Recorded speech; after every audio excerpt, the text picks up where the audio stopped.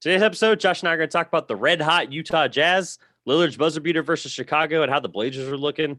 And we're going to bring back a really awesome, popular segment, News or Snooze. All that and more next. Today's episode of the Two Pointers podcast is sponsored by Crack Technician Services. This awesome up-and-coming tech repair company can be your go-to for any tech repair service. From screen repair to battery replacement to speakers and so much more, they can fix it all. It is run by my good friend, Mr. Jonathan Hardy. You can inquire about a service by sending a message on Instagram at cracked_technician_services or by way of email, crackedtechnicianservices@gmail.com. Again, that's cracked_technician services on Instagram and crackedtechnicianservices@gmail.com. Two Pointers podcast listeners get an exclusive discount code. You can use TPP at checkout for 10% off your first service. Now on to today's episode.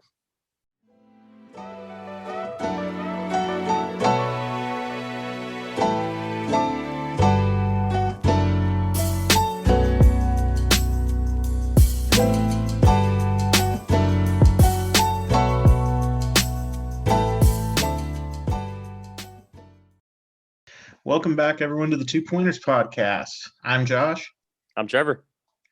And today we're going to kick off by talking about the red-hot Utah Jazz, which we're going to start with by talking about the fact that I thought the Jazz were going to be quite good this season, had them finishing, I don't remember if it was 4 or 5, and that was the biggest point of disagreement between me and Trevor on the preseason preview. What do you think, Trev? I feel like a puppy with a cone of shame. That's what I feel like.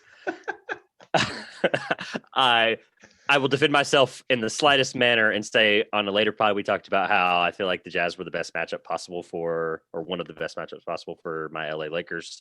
I'm not going to digress too much about them, but you still feel that way about that? Yeah, even more so now. This Jazz team scares me. Like, obviously we look good too, don't get me wrong, and that's not a we moment. I'm not going to talk about my team forever on a pod I'm trying to be unbiased on, but the Jazz do look really good. Obviously 15-5. As I did these notes Sunday/Monday, they're 15-5. I don't think that's actually 100% correct now. It is, but it is still okay. They obviously run an 11-game streak, and of course, the could be reigning MVP, or could be not reigning, but could be MVP Nikola Jokic had 47 and knocked them off. They are really good in a couple of key categories, and we can discuss them in further detail. They're ninth in points per game. Key point here, they're second in 3-point percentage with 39.8. They're also making the most of them, so that may not entirely finish. I think they'll still finish top 5, top 10. Yeah, they'll still be a top 10 shooting team with a guy like Joe Ingles, Conley shooting the ball really well. And of course, when you pay a guy like Rudy Gobert $204 million, deservingly so, who could win his, is it third defensive player of the year or second? I want to say third. I want to say it's third too. He's fifth or they're fifth in blocks per game, 5.8, and of course Gobert is averaging 2.7 blocks per game, while the team is also rebounding really well. And with total rebounds, they're third with 950. They look really good, and I had them around that 6 or 7, like you mentioned. Dog with the cone of shame. Yeah, so I think I was probably one of the few people that didn't look negatively upon the massive contract that Rudy Gobert got this offseason, because he really does contribute that much on the defensive end of the basketball. And I think it's forgotten, like, not only is Utah doing well now, but defense becomes such a more important aspect to the game when you get to the playoffs and guys start to really crack down. And for a team like Utah that is that great on the defensive side of the ball, they're going to present a lot of problems for teams. Now, I'm not going to go out and say, oh, Utah's winning the Western Conference, because I don't think that right now. Do I think it would be cool? Yes. You probably don't agree with me, but I think it would. Small markets. Now, one of the other stats that I found outrageous that I was looking at this week, I was looking on, Trevor, I don't know if you ever look at 538 to look at like stats analysis, but 538 is like one of the better sites to look to for sports analytics data. And I was looking, they have Raptor player ratings, is what they call it. Raptor is a stat that they use to evaluate who the best player is in the NBA at any point in time, or who is contributing the most to their team instead of win shares. So it's a different statistic. And the person that was number 1 in Raptor player rating earlier this week just blew my mind, because Nikola Jokic was 2. And number 1, I don't understand, but it was Mike Conley. Mike Conley apparently has just been outrageous this season as a team player and helping Utah win. I thought this was going to be a guessing game, and that was not my first choice. I hope will be completely clear. I do not. I do think that is intriguing that you mentioned 538. I use lineups.com and Basketball Reference, like every other basketball fan who doesn't necessarily dive into analytics, which I think is what makes this podcast work so well, that we are total opposites on NBA stat opinions or what we look at. But regardless, they really shout out to Quinn Snyder for Coach of the Month, deservingly so. You mentioned how like I might not think that it'd be cool for them to win. I haven't seen the Jazz be really that this good or could be Western Conference, favorites in my lifetime, because obviously Malone and Stockton were just before my time. Granted, they had Hayward for a little bit there, Derek Favors, some of those teams, they looked really good. But yeah, I think it'd be fun. I think it'd be really cool. And I mean, obviously, as a fan, I don't want my Lakers to lose to them. Don't get me wrong, but rather lose to a Clippers team that I feel like may deserve it a little more in the sense that they did everything they could to build a team like that. But yeah, no, I mentioned the Kona shame thing. Like I thought they'd be still. We didn't record a podcast, whatever year they came in third. Let's say the year before last. When they came in third or fourth in the West that year. But I mean, I should have had them higher. I willingly admit that. I even had a frowny face written down for my notes about like how like I should have had them higher. I just had a little frowny face next to my Pod 1 notes. So hey, it is what it is. We're not going to get everything wrong. We'll address this. Isn't actually a spoiler to somewhere towards the end, maybe, but for those might be listening through all the way through. But this won't be the first time that we're going to be addressing that I'm wrong just today. Just a reminder that defense wins championships, folks. Still true. Although I will point out with that currently the Lakers allow less points per game than the Jazz do. So we'll just leave that there. I was about to say they're still top 5 in every defensive category. So yay. But to say finally how much I do think that I don't think this is like a fluke or obviously an 11-game win streak is no fluke, but I think the Jazz are legit because there are currently 4 teams in the NBA. It's the 4 leading teams in point differential. 4 teams are +7 or higher. And those teams are the LA Clippers, the LA Lakers, the Milwaukee Bucks, and the Utah Jazz. So the usual suspects and the Utah Jazz.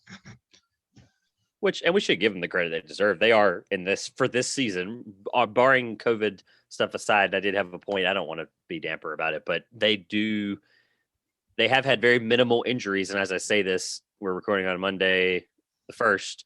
Donovan Mitchell, of course, missed last game with concussion protocol. Aside from that, though, they've been relatively healthy, and they've had very minimal COVID issues. And I think that's been really key for them.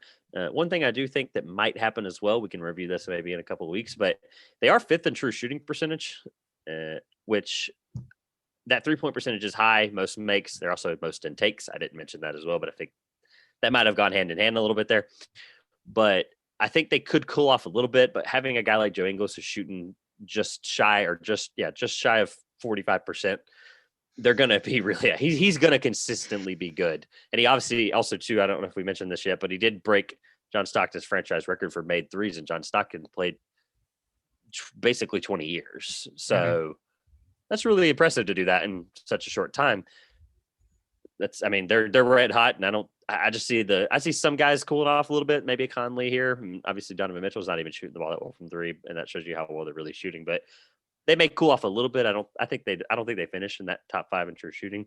That's for a lot of those teams like the Bucks. And believe it or not, I believe if I remember seeing correctly, the Knicks are really high right now in true shooting percentage. Shout out to the Knicks. That may be the only time we shout out the Knicks this pod. But they were pretty high. They may not have been 5, but I remember doing some research for this pod, and I remember seeing them a lot higher than I expected. Like I said, shout out to the Knicks. But yeah, just fun to see that a lot of these teams are doing really well in that category. And that typically, you mentioned defense with championships, but so does showing that you can shoot the ball from multiple different places. All right, topic number 2 here. We're going to be covering an awesome, once again, shot by Mr. Damien Lillard, his buzzer beater versus Chicago that he hit the other night. They did split the season series in this case. Lillard hit this, of course, once again, looking really, really awesome. Hit a shot over Larry Markkinen, and they were down 2, and obviously did it for the win here. It shows continuously here now what he does best, and is I just had in all caps be clutch. Damien Lillard looks really good. This is the part I want to discuss. He's truly carrying that team. What I will say outside of that is that we mentioned before the season that he could be our guy, like if Doncic, were to get hurt, or because Doncic was the clear favorite before we saw guys like Embiid and Jokic fight for MVP here.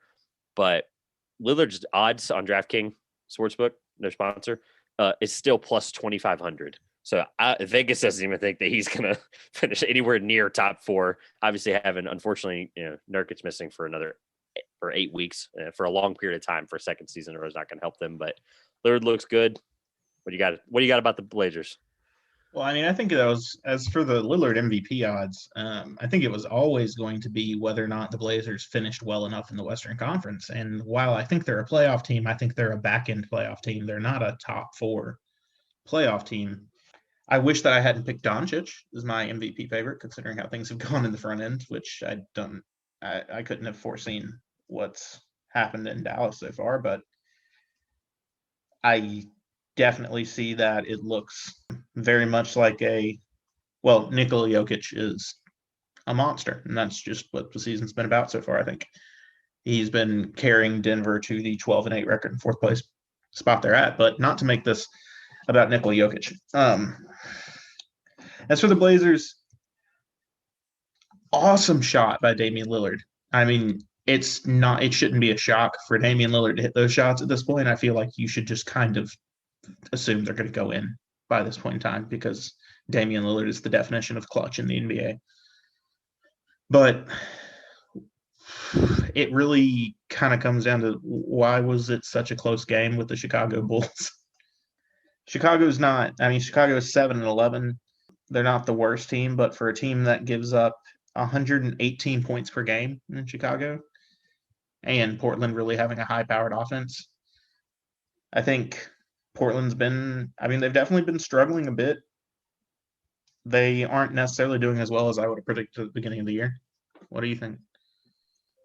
First of all, and shout out to them Bulls. They look good. They really, look, you mentioned they're not like the greatest team. They're kind of in that middle of the pack, but they're very openly rebuilding.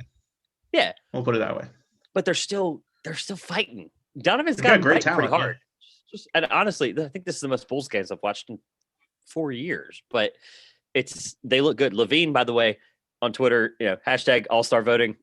Vote Levine to the All-Star game. He looks good, man. But I wanted to throw out, look, I know you don't love hypotheticals, but I'm going to throw out a hypothetical because this is the NBA world we live in, unfortunately. Damien Lillard, of course, signed what I would call a franchise contract, but today that means nothing.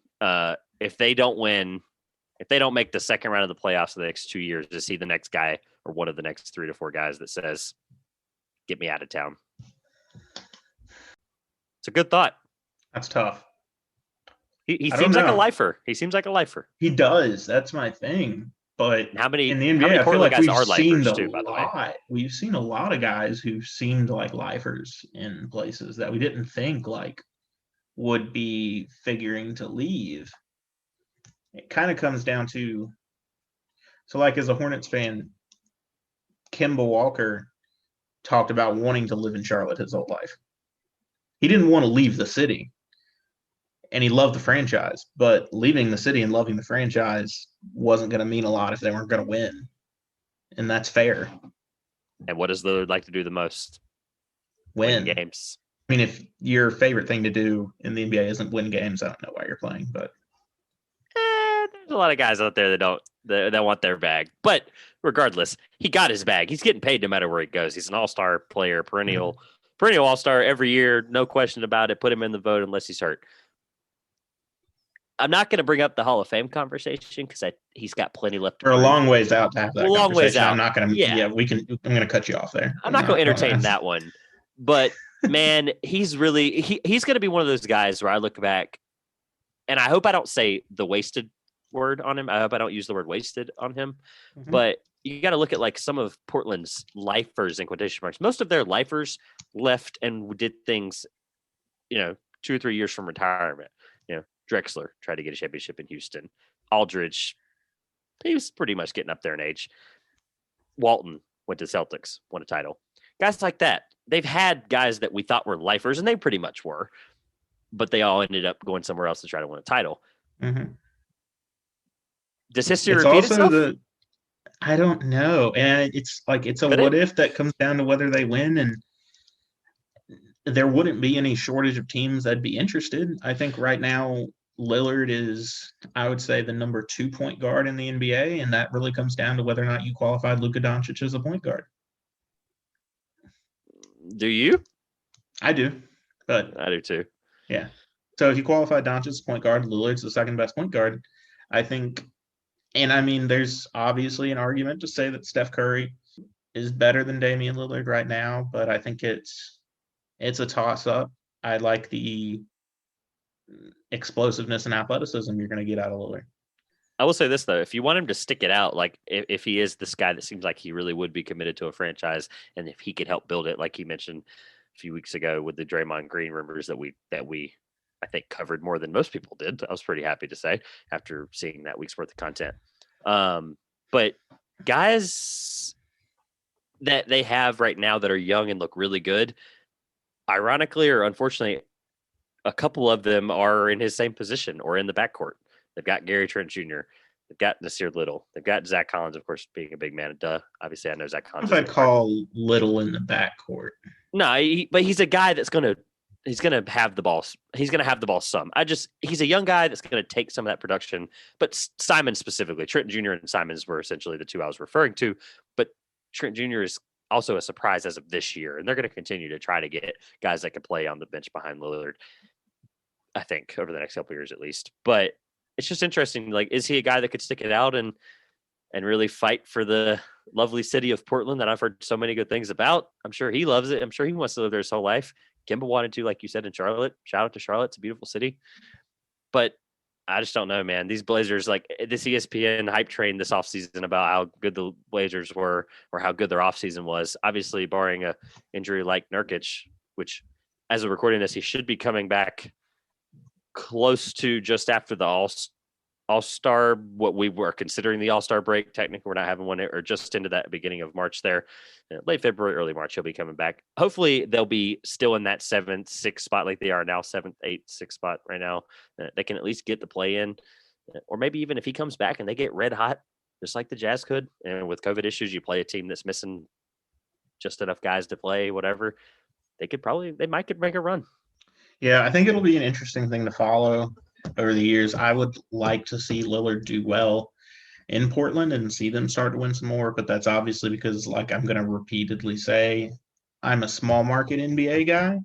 I want to see, because things have been so skewed almost recently with these large market teams often being the best ones that we're seeing. I want to see small market teams succeed, and I'd love to see players stay there.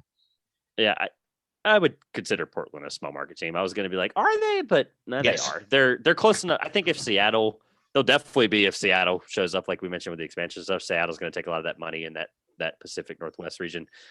But one final thing I would say about the Blazers' point is they've got some proving ground coming up here. I know they don't have I almost called him Nurkic. They are playing. They have a back-to-back coming up, and it starts today with the Bucks. It's not going well. It's not going well as of this moment. If I was literally going to say I remember seeing correctly. So they've got a proving ground tonight, and it's a team that you got to beat. Obviously, your Hornets beat the Bucks the other night, and the Bucks also lost to who was it? They lost to the Pelicans. They lost to the Ball brothers back to back, which was hysterical to me. I just thought that was awesome. But yeah, regardless, the Blazers, man, I think we'll look back on this at the end and be like, holy cow. They're fighting for play-in, or like I said, they get hot. We might be saying, "Hey, who are they knocking off in the first round?"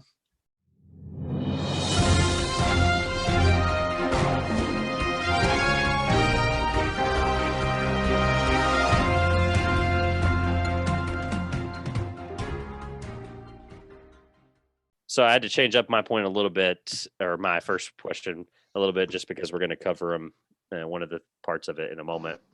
With your second point, I believe. The Raptors right now, with guys like Lowry, I know they missed Ibaka, Gasol, but with guys like Lowry, Siakam, Chris Boucher. Thank you. My pronunciation this year has not been Boucher. great. One of those Boucher. Bobby Boucher. Something like that. But the Raptors, with a not horrible roster, as of Monday, the first recording, are 7-12. The Heat, COVID issues aside, got it. The Heat had a lot of COVID issues, let's be honest. 7-12 as well. Mavericks, same thing, COVID issues, and Porzingis being out for the first 6 weeks. Mavericks are 8-12. Which team are you most worried about, and which team are you least worried about? And if you aren't worried about any of them, I'm assuming it's Snooze. But is it news or snooze that Raptors, Heat, and Mavericks are struggling? And if you had to pick one of the other, or one of each, what would it be? I don't feel like I'm worried about Miami. As we both had them pretty high, by the way, preseason. Yeah, and they're not doing well. And to point out, Charlotte is beating them after 3 quarters.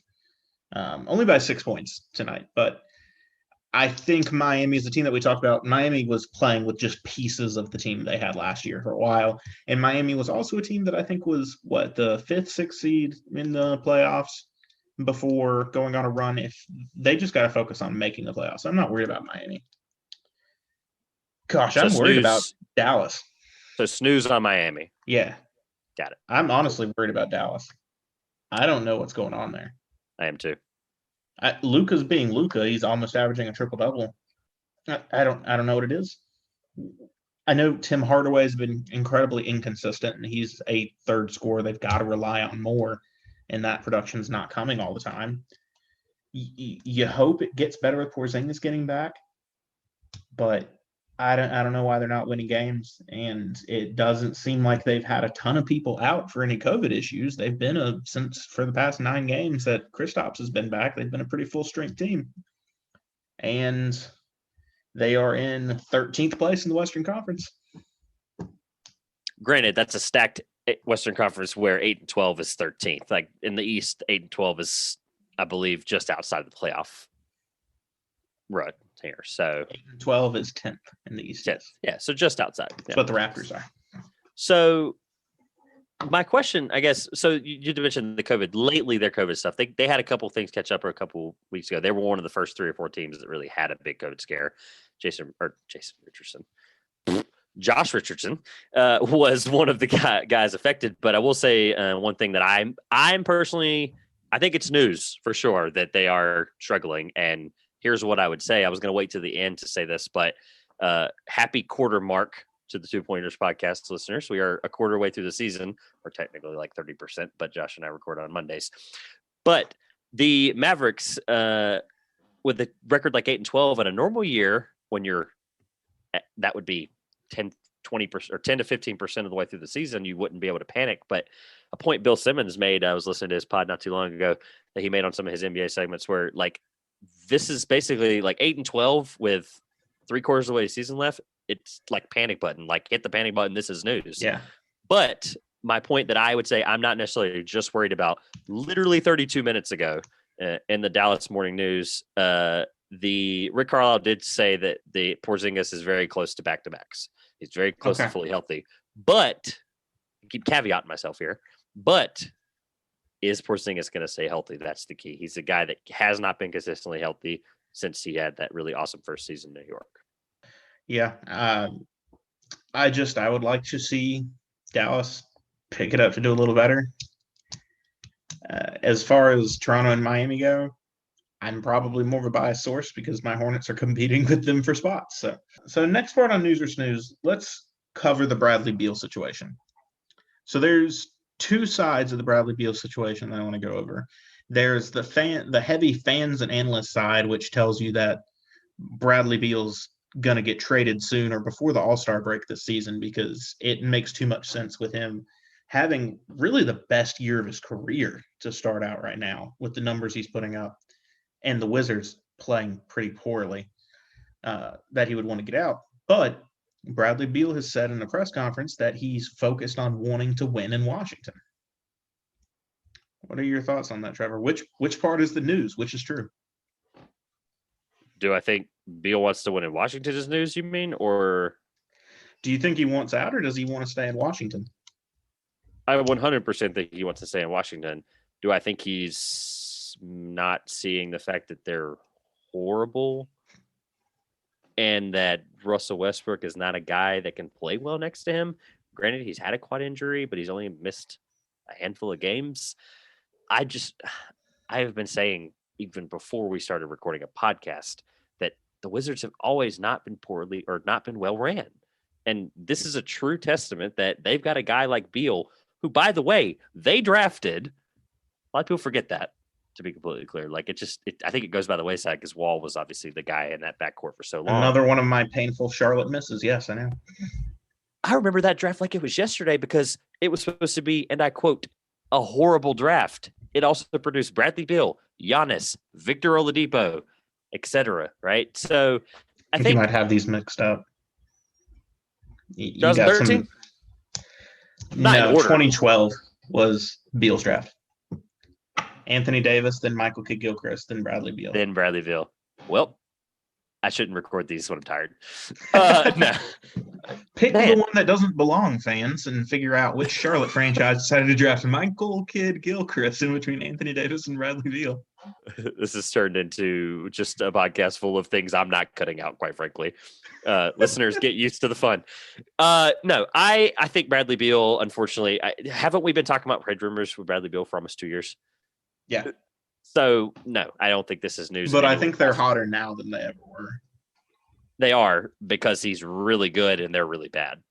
I don't think there's anything more than that. I don't, and I hate to say this is snooze, I really do, because we got ourselves a trade. I love myself a trade. I really do.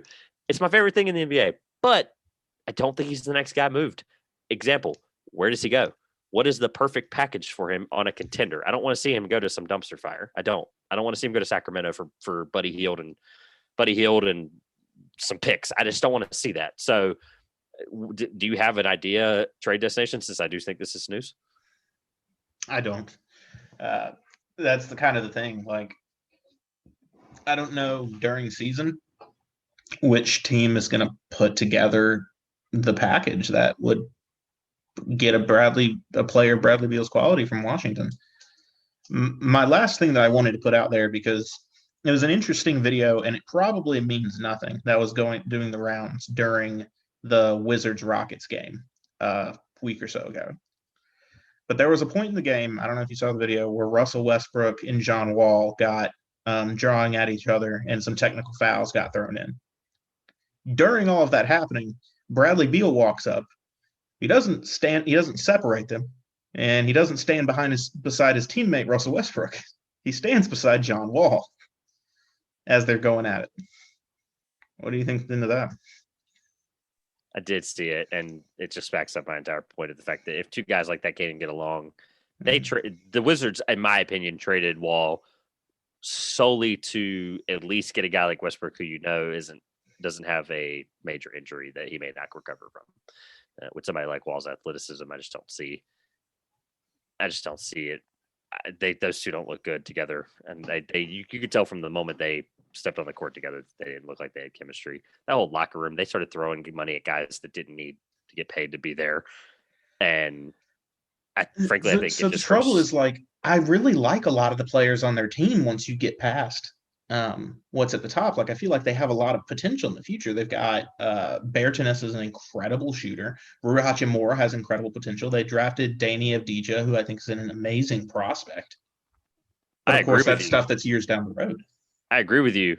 I like those guys even more if they're not on the Washington Wizards. I was literally about to say that. I love these guys. I like these pieces, but I don't. It's ruining their development long term because they're having to worry about a dude that's scoring 35 a game and a dude that, quite frankly, can't figure out if he wants to win a basketball game or not. I'll throw three teams at you that I think just we don't have to break down what the trade package looks like. Just, I know that they make sense. Could they make sense? Let's see yes or no off the top, maybe discuss them a second. Okay. The Warriors. Does a Warriors trade package of any kind, is not is it realistic? Does it make sense for them? Does it make sense for them to try, or do they have a package? Both. It makes sense to try for sure, because I think they are definitely a team that is a shooting guard away. That was going to be Klay Thompson from contending. You also could have, I don't know how you make the money work. You got to trade James Wiseman. You got to trade that. Draymond Green as well, and that Minnesota pick. I think. But talking about who the center player is in that, it would be James Wiseman. Yeah, which they're not doing. Maybe not. Depends. Wizards call and say, "Hey, James Wiseman, Draymond Green, and a future first or second, couple seconds." Who says no? Exactly. I don't know. Yeah. The other one, ironically, would be Portland. I would do it if I was Portland. I would too. I think that makes a lot of sense. I'd do everything I could. Simon's gone. I'd send McCollum. McCollum, make the money work. Simon's gone. As much as I think he's a great player. Yeah, I'd send McCollum. I'd definitely swap McCollum for Beal. You take advantage 100%. Of two guys that would be on a really good contract, or really. And then, the defense won't always crash on Lillard because Beal is a more dangerous shooter. And semi-above average defender, too. He's not. Yeah. Beal's not horrible. He's a great player. And then the last one is Miami. They're always talked about in trade rumors like this. I'd say no in Miami. I say no only because Hero has to go in that situation. And I don't think they want to let go of him. Exactly. They're not getting rid of him. He's too good. And too I think they like the situation they're at in shooters. This is not me saying that I think that Tyler Hero or Duncan Robinson are better than Bradley Beal. I do not.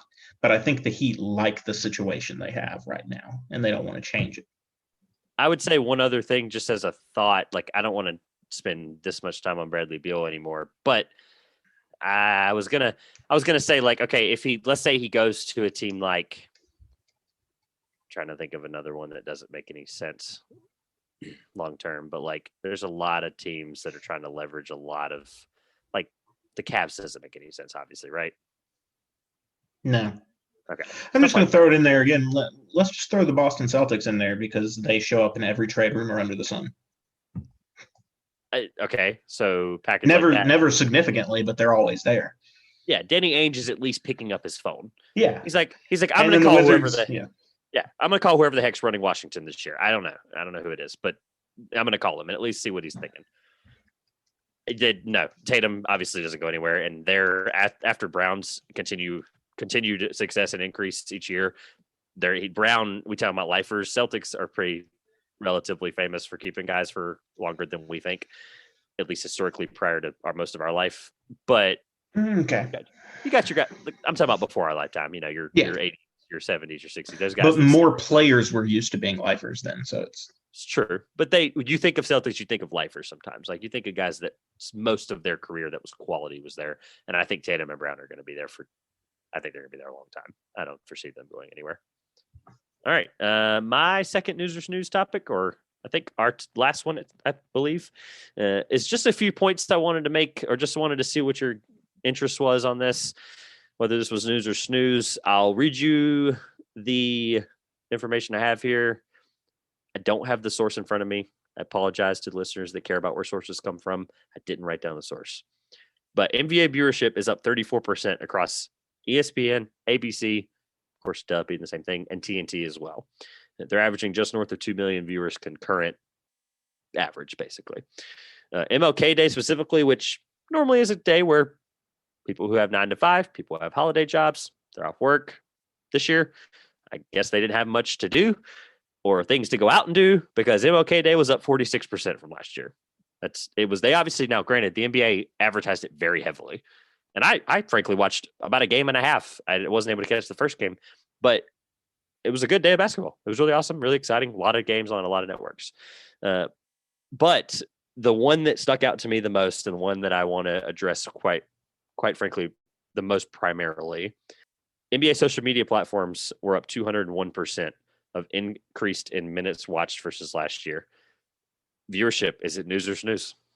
I think it's news of further confirming a bigger trend that we have in watching sports, and a bigger trend, and just a significant trend that the NBA does this really well. The NBA knows that a lot of its primary audience and the one they're trying to build is younger people. And the NBA, in ways that the NFL and Major League Baseball, being the other major leagues, don't always do, they're looking to social media to build off of how to watch games. A lot of times people consume NBA content, not by sitting down and watching a whole game, but they're watching highlights, seeing what their favorite players are doing through social media. And the NBA does that well, and that's just the way sports are being watched more and more now generally. And seeing that go up is a good sign for the NBA by just how drastically that went up. 200% is a very drastic increase. I definitely think it's a generational thing. I'm not going to sit here and sound like a boomer because I'm a Gen Z, but 201% is a lot. Like you mentioned, like that is quite frankly, I mean, it almost seems like a number that you would never think could be reachable, but that's the world we live in right now, with just how, like you're saying, how the viewership, we want things in shorter stints. We want a 15-second TikTok of Bradley Beal hitting, his 8-3 in a game to score 45 points. We want to watch a 15-second TikTok about Damien Lillard hitting a buzzer beater against Chicago. Just not that what I'm about to say means anything, quite frankly, but the NBA TikTok page has 12.2 million followers, 276 million likes. The NBA Instagram account is the most out of the three major platforms, 53 million followers. And the NBA Twitter has 32 million followers.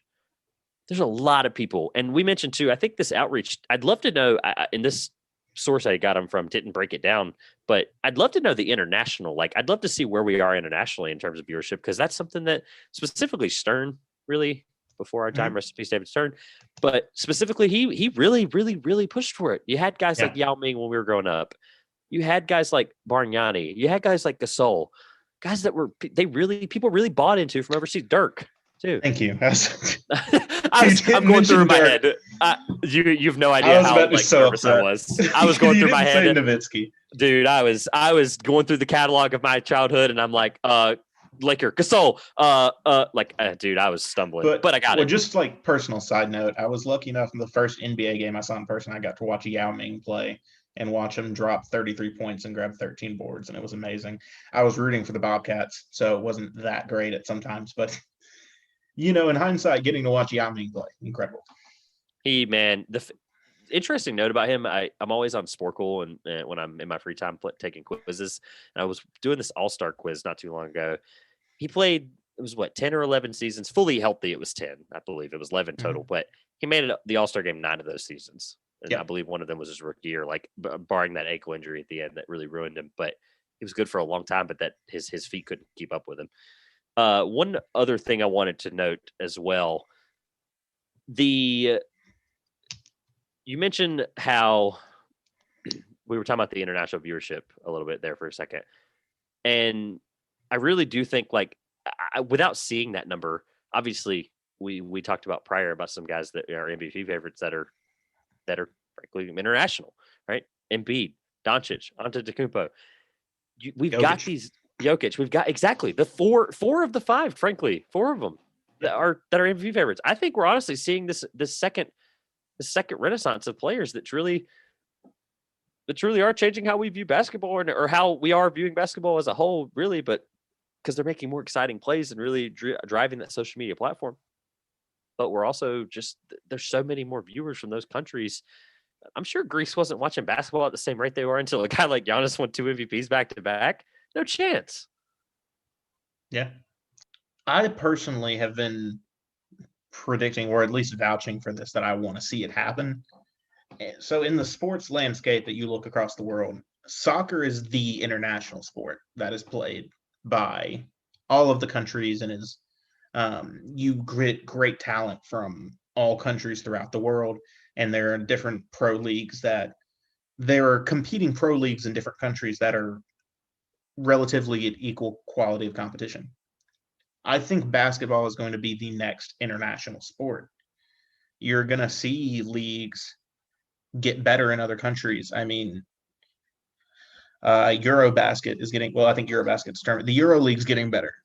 The Chinese Basketball Association is very good. The National Basketball League in New Zealand is doing well. The NBA is setting up a developmental league, I believe NBA Africa soon. Basketball is going to be that next international sport, I think, behind soccer. Like we just talked about, some of the best players in the world actively today, a lot of them aren't American anymore. And this is a new thing where the majority of the best players are still very much American, but I think if you look at it like at All-Star Weekend, they started playing Team USA versus Team World for the Rising Stars, right? Team World wins a lot. Just taking the teams of the young international players, they're beating the young American players a lot. So I think there's definitely a title shift. I want to see basketball become this almost crazy international sport the way that soccer is. Yeah, I love me some soccer. And then we can wrap up after I make this final point unless you have something else I've got something for me. Oh, that's right. All right. Well, first of all, I love me some soccer. World Cup's my favorite international event every 4 years, frankly. I mean, I like it. It's the most popular sporting event. At least my personal favorite. I love watching it. I spend every second I can for that basically month straight just watching soccer. I agree with you. I think I tried to look up I couldn't get the total here, but tried to look up the record of like world versus the U.S. just in like the short history of it. But the world, honestly, most of what I can remember, this last decade we just had, world wipes them off the floor. And I think even more so if we played this year, I don't think it'd be close because they're perennial. A lot of these guys are soon to be perennial all-stars, as some of them are. But God, I think they'd run them off the floor low key this year. I really do. It's gonna be really fun to watch. I'm excited because a lot of these guys are young. We're gonna enjoy watching these guys for a long time, and I'm excited to continue to talk about them. So I've got one more thing that I'm going to ask Trevor, and he doesn't know what it is yet. But before I mention that, I'm just going to give a shout out to being happy that Cody Zeller is healthy, back playing for the Charlotte Hornets, and weirdly enough, dunking all over Giannis Antetokounmpo in the Hornets' last game where they beat the Bucks. So that's a headline for you. Cody Zeller dunks on Giannis Antetokounmpo, and the NBA continues to be weird. So the one thing that I have left for Trevor is I saw an NBA headline on ESPN this past week. And it was about, I think we're, like you mentioned earlier, about a quarter of the way through the season. It was about the NBA MVP race, and it said, "This is LeBron's MVP to lose." Thoughts? My first thoughts is I never give your Hornets enough of my love overall. I would say Miles Bridges in the dunks before I get to the LeBron point is Miles Bridges. LaMelo's throwing him lobs every game. He's dunking all over people. He's been my most favorite dunker this year to watch. We've talked about him before. He's a beast. Do I think it's LeBron's MVP to lose? Correct. That was what the headline said. It wasn't a question. It was, this is LeBron's MVP to lose.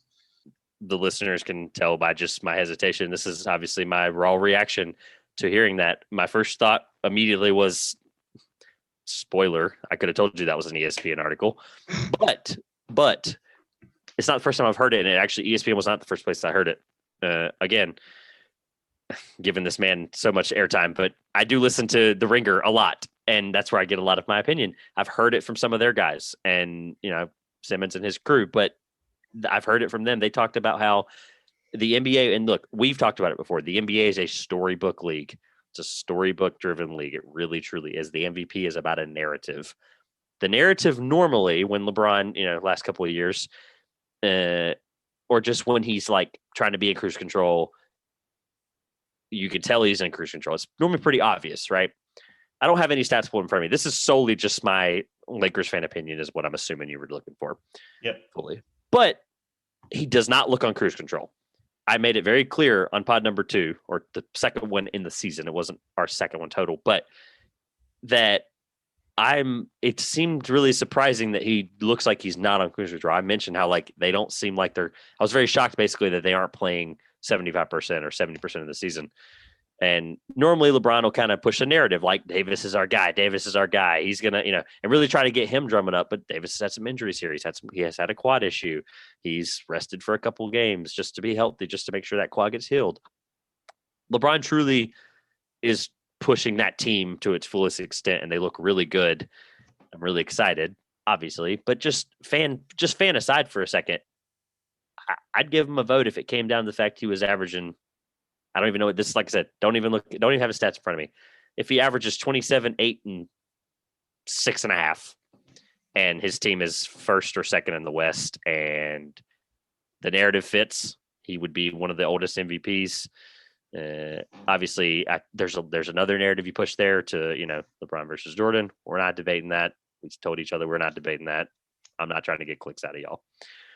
But the media does want that. So I feel like there could be a push there. And quite frankly, if it was up to me, I'd give him a vote. Okay, so the reason I asked it is I was honestly, now I get LeBron's numbers are great so far, but I personally had thought, how could anybody really be looking at a player to give the MVP to right now that's not named Nikola Jokic? Because LeBron is about hitting those categories that you talked about for statistical categories, but Nikola Jokic is beating him in all of them, plus steals, plus blocks. He's averaging more points, more rebounds, more assists, more steals. To mention, Nikola Jokic, one of the top steals guys in the NBA at the moment. Side note. But and his team is not much worse. The Nuggets are in 4th place. The Lakers are in 3rd. To me, it just kind of shocked me off the bat. And again, it may be my bias towards small market teams, but I've just been seeing Jokic absolutely tear it up. Now, the question may come down to how do you define MVP? Is the most valuable player necessarily the one with the best stats all the time? Because if it was the best stats all the time, James Harden would have won 3 in a row right now. Again, sometimes it goes down to, if you're the guy making your team win, are you the guy that's making your team better the most? Which I'm not going to argue with how much LeBron James makes teams better. He obviously is an incredible guy to have on your team as a leader and understands the game of basketball better than just about anybody playing right now. We've been spoiled in our lifetime with the way the game has evolved, with we typically, at least lately, taking your Westbrook anomaly out of it. He was really good, a lot of stats. Good stats, bad team is what I normally say, but they were a playoff team. 6th seed. Lost in the first round. Okay. But what I would say is, like I said, anomaly aside, we have been very lucky that it has normally been, for the most part, you can look back if you want while we're on this topic, that it's been a good combination of both narrative and pretty much the best player in the league, or a top 3, or a guy that's, to me, MVP's always been most valuable. I'm going to get the laughs aside. Duh. When I say valuable to me, I mean a guy that if I did not have him, would we be picking first 3 years in a row? And to me, obviously Davis aside, I get that. LeBron is, and why I would give him a vote, fan aside. Granted, I did look up his stats. He's averaging 25, 7, and 7. Basically, 7.5, 7.5. I just, quite frankly, I think he really is one of the best. And I think the narrative thing I drive one more time to wrap up here. He wins another one. He's going to be close to Karl Malone's record of winning one of the oldest MVPs. It'll be his, is it 5th? 4th? I don't know. I think it's 5th, top of my head. Because Jordan has 5. Kareem has 6. So definitely would tie Jordan. That's 5th. I just had the epiphany without even looking it up.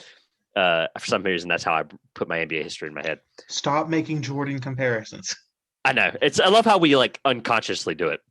But regardless, I'm not surprised. Like I said, that was an ESPN article, but I do truly think it's going to be our first season covering the NBA together. I do think we're going to get to the 3-quarter mark, and we're going to go, all right, let's get serious. Who's MVP? Or 2 weeks before the season ends, or that last, that Monday prior. And we're going to be like, all right, what's LeBron's case? We're going to do it unless he gets hurt, unless the Lakers start losing 10, 15 games in a row. We're going to at least bring it up. And I think it's deserved the conversation. Okay, well, I think that about wraps up everything we had. I'd like to thank everybody that listened today. Continue to like and subscribe to the podcast. Leave us a review. Let us know how we can make things better. Let us know segments that you'd want us to have. What do you want us to cover on a given day related to basketball? But we thank you all for having listened to it. This, once again, has been the 2 Pointers Podcast. I'm Josh. I'm Trevor. And we will see you soon.